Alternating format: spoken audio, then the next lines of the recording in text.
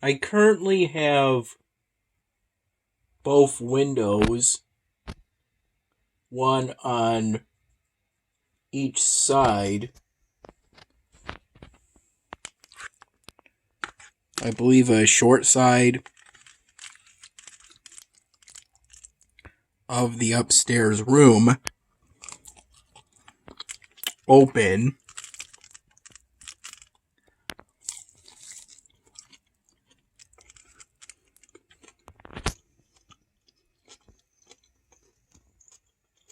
I opened the one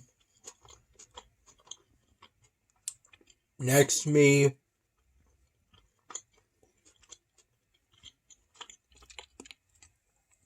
sometime during the early evening hours.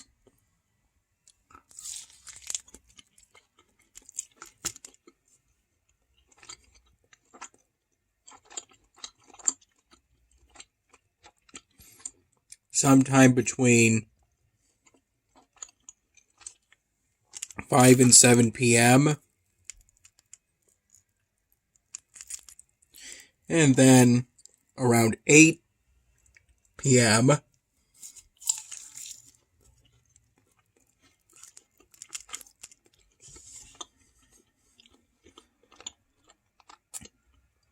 when Dad got back from grocery shopping at Wegmans and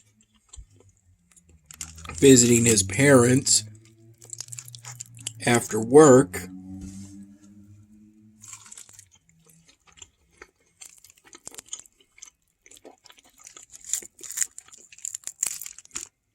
These spare ribs and this pasta with sausage dish was given to us by Dad's mom.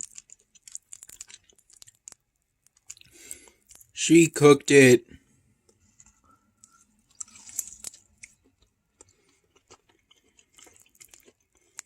for us while Dad was visiting.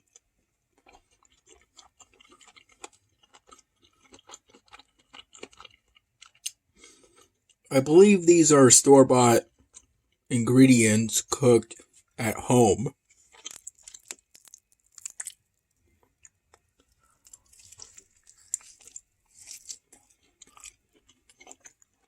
When Dad came home, he opened up the other window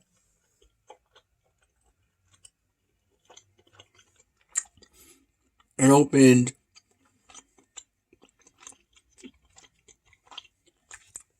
the window I already opened some more.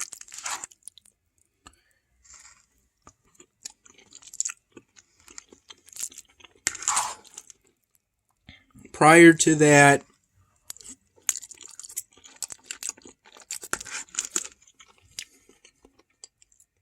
this room was significantly hotter than the first floor or the living room floor at Dad's place.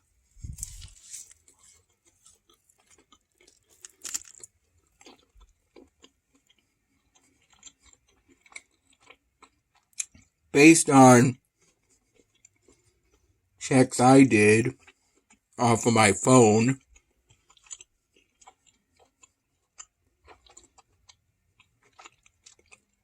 kind of a built-in feature into my Android phone.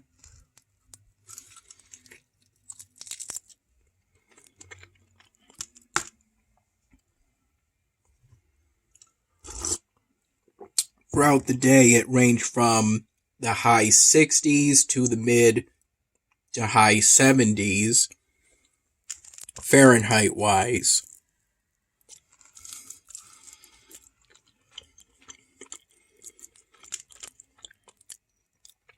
During the earlier part of today,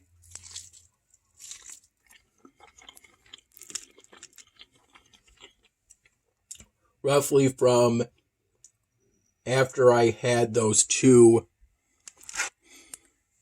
peanut butter and jelly bagels.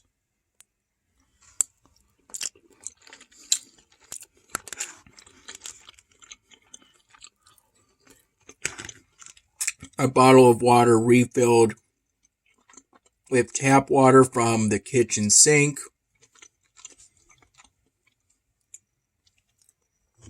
And the first cup I had from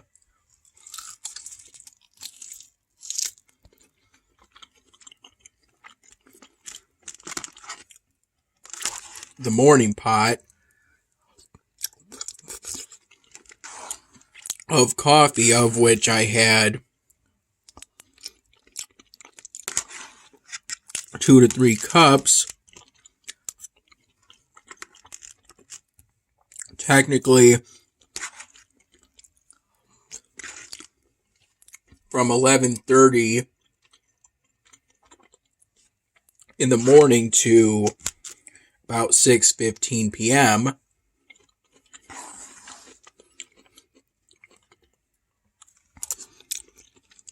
7 p.m. at the latest. The actual cups that came from the pot itself was roughly from 11:30 in the morning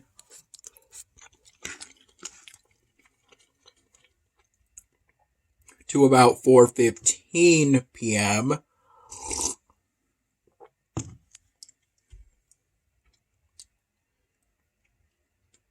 4:30 p.m. at the latest, but around 4:15 p.m. was when I had what was left of the fried dough that Dad and I got from Salvatore's the other day, which Dad said I could have the rest of during a phone call.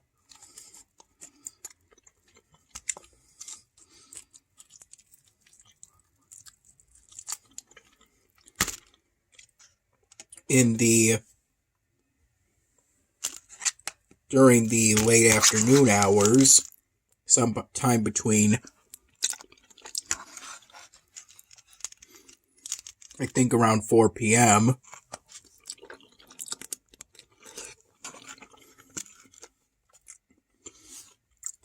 was when I got that phone call.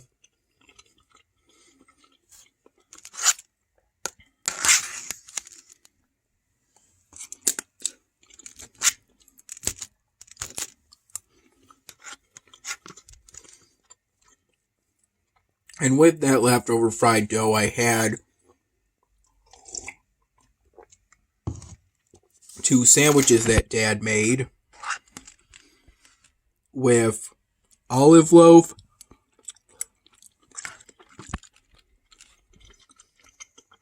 which is basically bologna or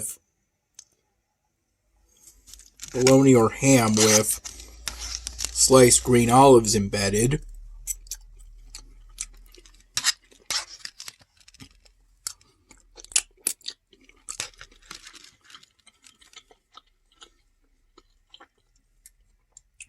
And other cold cuts along with some mayo.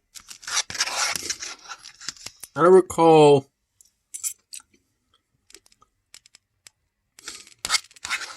during the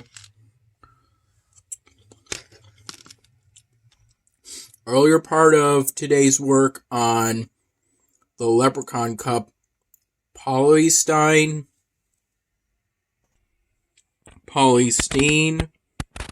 drawing project, during which I finished the project around 9:30 p.m. from what I remember.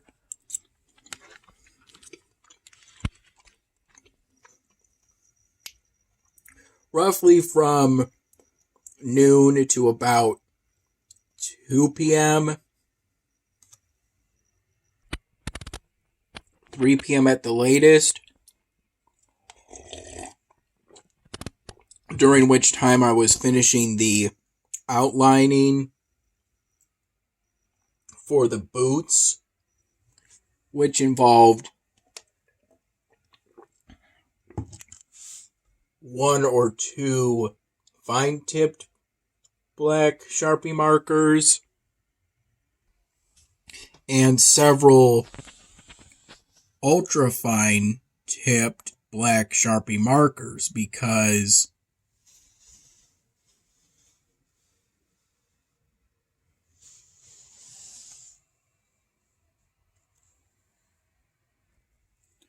ultra-fine tipped black Sharpie markers are pretty fickle.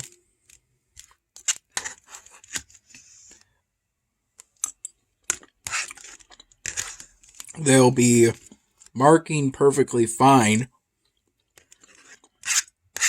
one moment, then after you put the cap on for a bit, in my case, to trace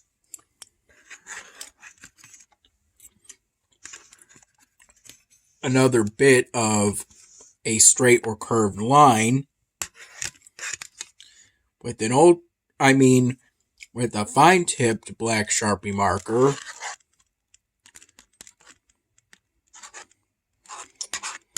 the ultra fine-tipped black Sharpie marker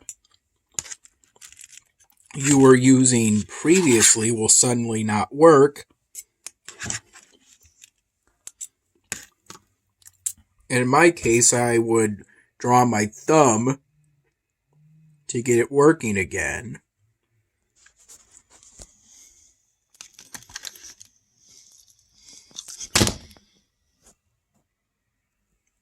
More often than not,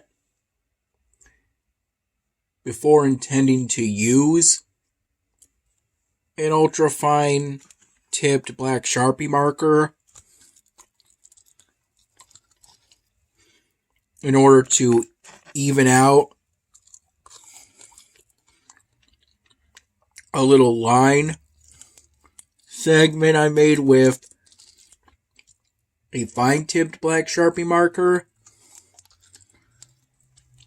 I would test it on my thumb to ensure that it was working before I did the work I intended. As such, I ended up writing considerably on my thumb with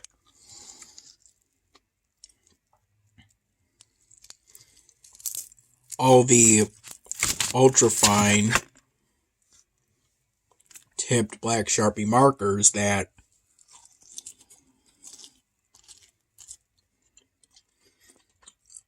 I used today, including breaking into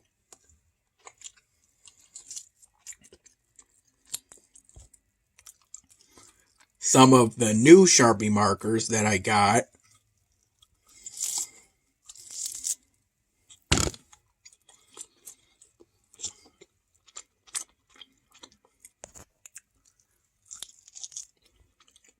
During the recent trip to Philadelphia, family trip to Philadelphia,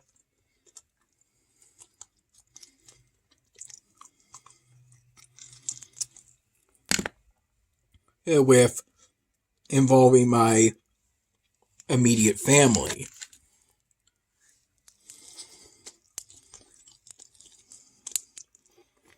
I opened one set of Sharpie markers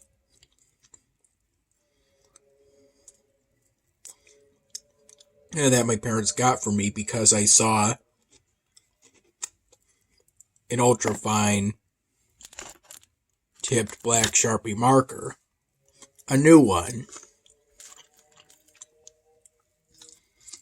At one point I noticed that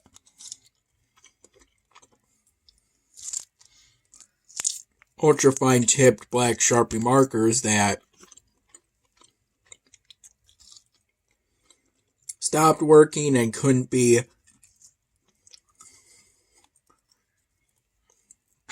reset by drawing on my thumb. After leaving it for some hours, it would start working again.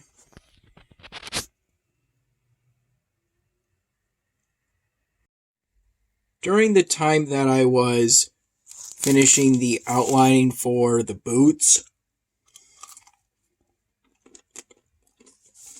while it was pretty warm upstairs,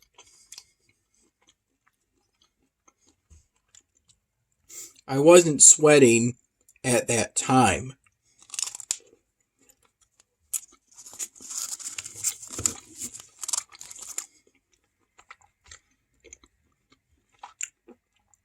Unlike when I was doing the fine details for the beard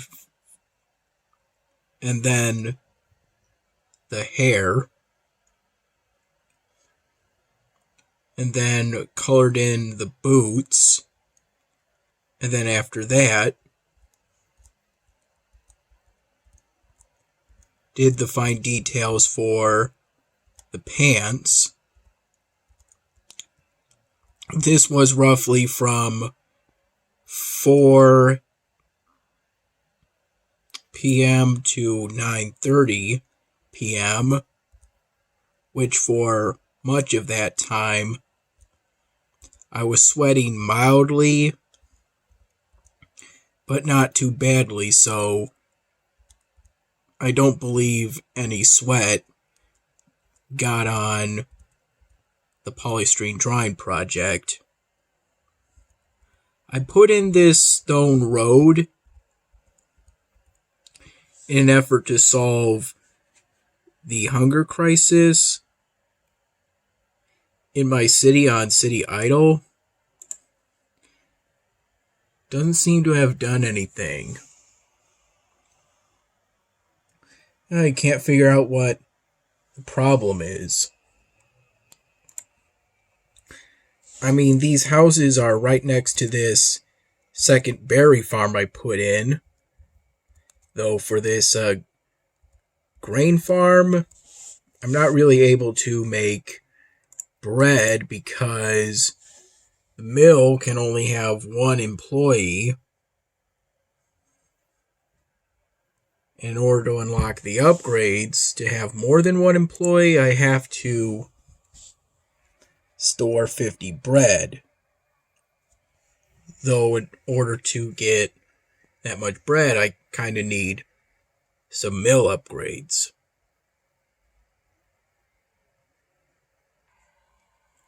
Right now, I'm most likely going to do another personal project for the 99th Dan Hamming episode.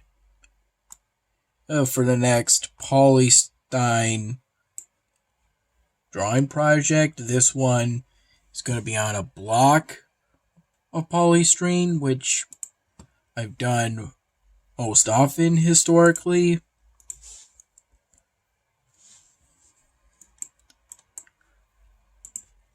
Though I have yet to decide ultimately what I want to do for that.